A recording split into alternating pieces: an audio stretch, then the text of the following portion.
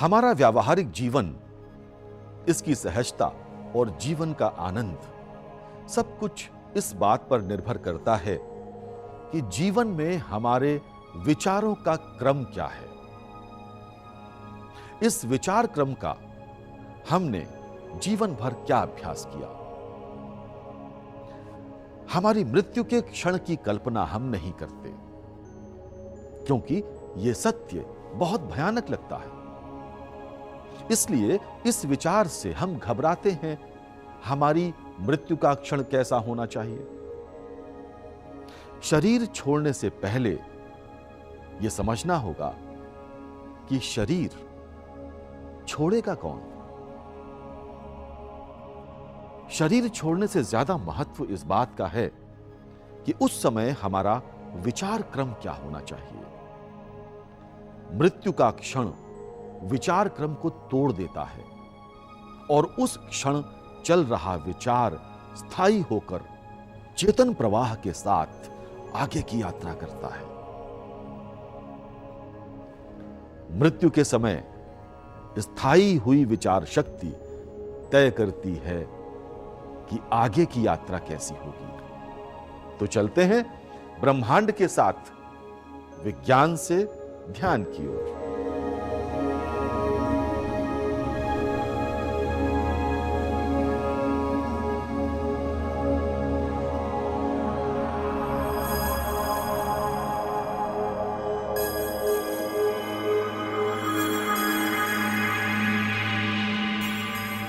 मैं ब्रह्मांड हूं।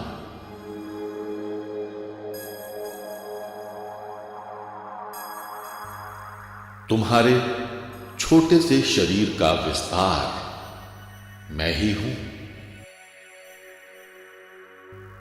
इसीलिए आज मैं तुम्हें तुम्हारे सूक्ष्म शरीर के बारे में विस्तार से बताऊंगा।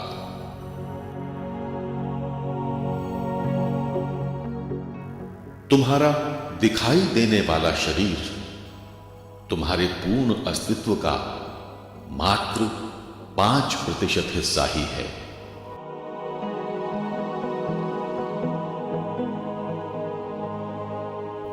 शेष अति सूक्ष्म होने के कारण अज्ञात और रहस्यों से भरा है।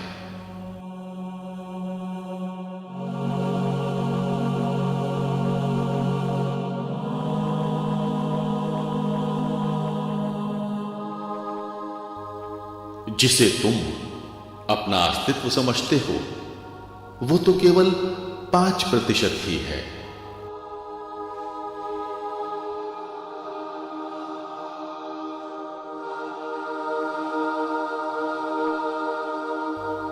अपने 95% अस्तित्व को तुम जानते ही नहीं।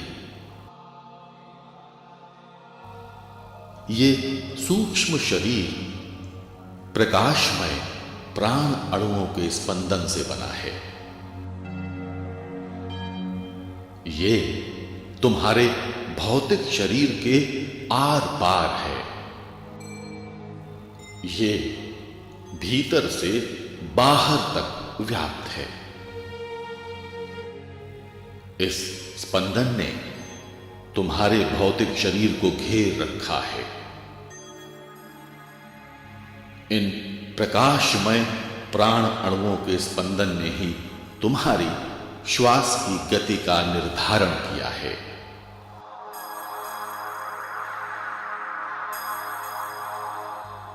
ये ही शरीर की आंतरिक रचना को नियंत्रित भी करते हैं। यही तुम्हारी देह के मनोविज्ञान की रचना भी करते हैं।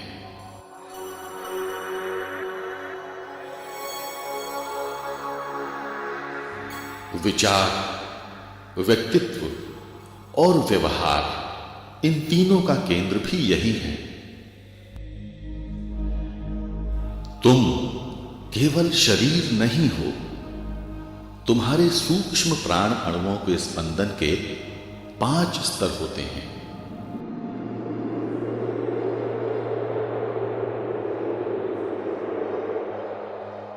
शरीर से संबद्ध होने से ये पूर्ण अस्तित्व प्रदान करते हैं और इनके अभाव में तुम्हारा शरीर पार्थिव हो जाता है।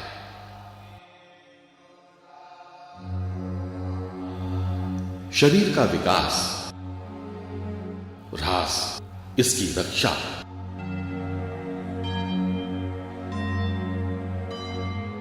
और पोषण भी यही करते हैं। इस प्राणमय ऊर्जा से नियमन करना ही प्राणायाम कहलाता है।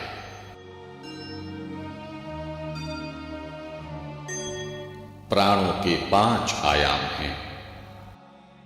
5 आयाम और प्राण अणुओं के स्पंदन के 5 स्तर हैं। पहला, अन्नमय कोश,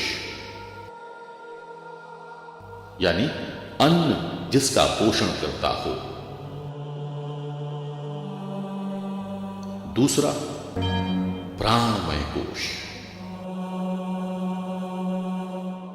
ऊर्जा का ये स्पंदन भौतिक शरीर को मस्तिष्क से जोड़े रखता है। तीसरा, मनोमय कोश, तुम्हारी 5 इंद्रियां यानी आंख, कान, नाक, स्पर्श, जीभ और इनकी स्पंदन क्रिया इंद्रियों के अनुभव को शरीर और प्राणमय कोश से जोड़ते हैं। चौथा, विज्ञानमय कोश, तुम्हारी बुद्धि, मस्तिष्क, ज्ञान की क्रियाएं इस विज्ञानमय कोश के कार्य हैं। इनका संपादन विज्ञानमय कोश द्वारा ही किया जाता है। 5वां स्तर है आनंदमय कोश।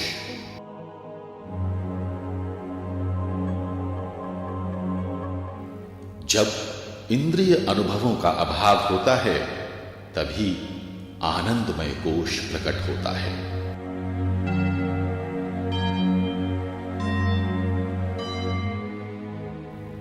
यही गहरी निद्रा का अनुभव है। परम सत्य, परम ज्ञान का कारण भी यही आनंदमय कोश ही है।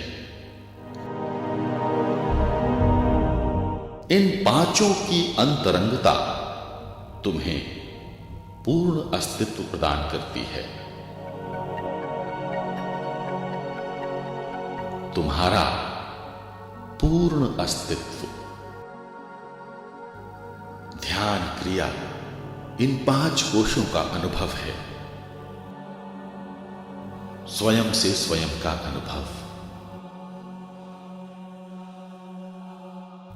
इसका अनुभव रूई के समान हल्का लगता है,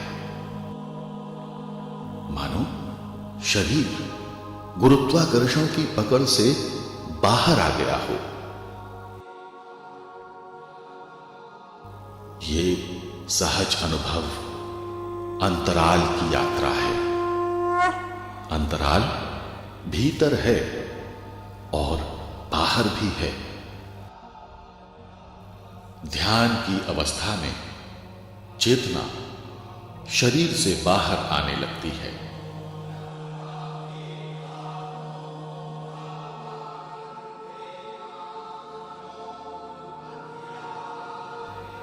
ध्यान में शरीर के बाहर के अनुभव को पारलौकिक यात्रा कहते हैं।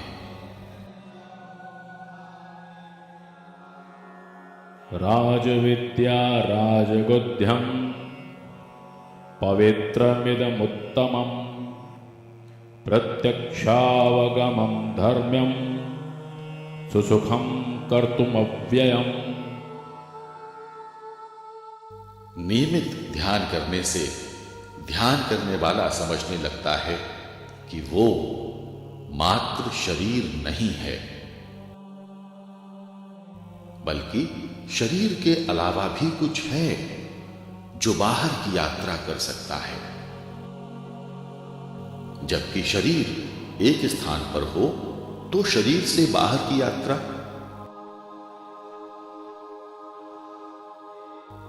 वास्तव में ये एक प्रकार का टेलीट्रांसपोर्टेशन है,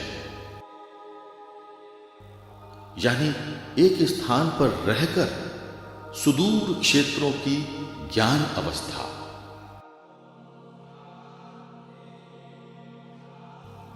ये प्राचीन संचार प्रणाली भी है।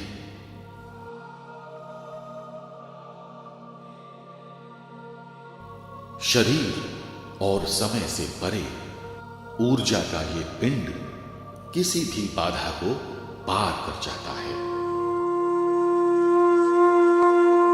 नैनं छिन्दन्ति शस्त्राणि नैनं दहति पावकः न चैनं क्लेदयन्त्यापो न शोषयति मारुतः। पर्वत इसे रोक नहीं सकते, अग्नि तपा नहीं सकती,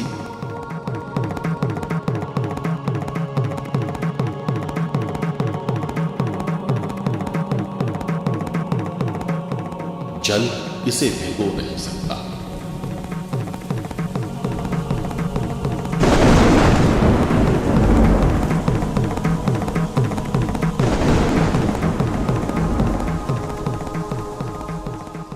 ये ऊर्जा शरीर के अभाव में रह सकती है। ये तुम्हारे जन्म से पहले भी थी और तुम्हारी मृत्यु के बाद भी रहेगी। शरीरं यद्वाप्नोति यच्चाप्युत्क्रामतीश्वरः गृहीत्वैतानि संयाति वायुर्गन्धानि वाशयात्।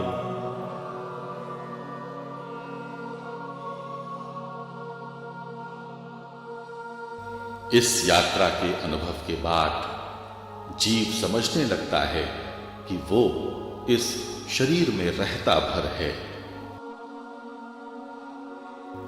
ये शरीर उसका अस्थायी घर है। ये यात्रा भौतिक नियमों का उल्लंघन कर जाती है।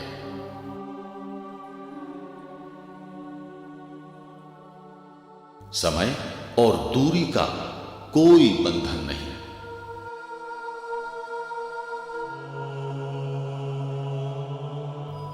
ये पारलौकिक है। वास्तव में वो मुक्त है। वो ब्रह्मांड का अन्वेषण कर सकता है और ब्रह्मांड के अंतिम छोर तक जा सकता है।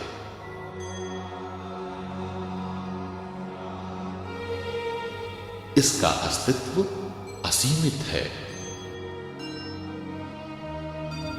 वो शरीर की सीमाओं में नहीं बंधा है।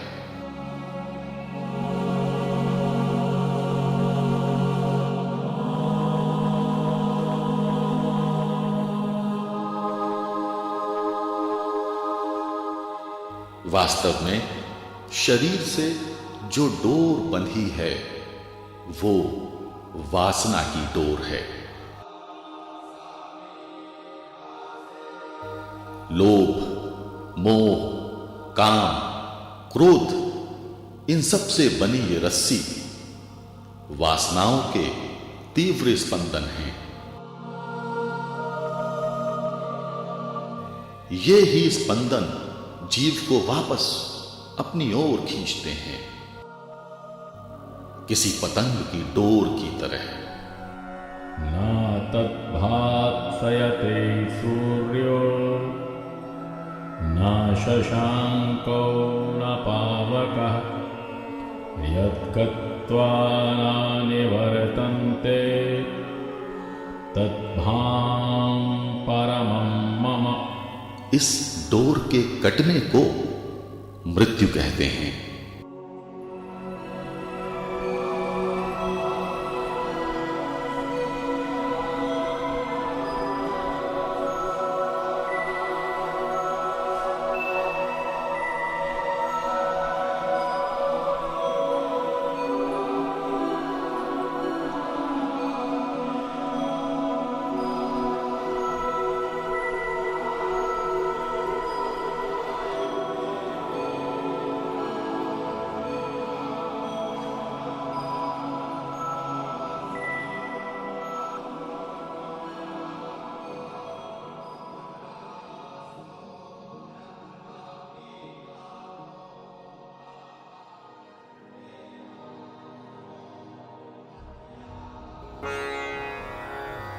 और जुड़ने को जन्म कहा जाता है।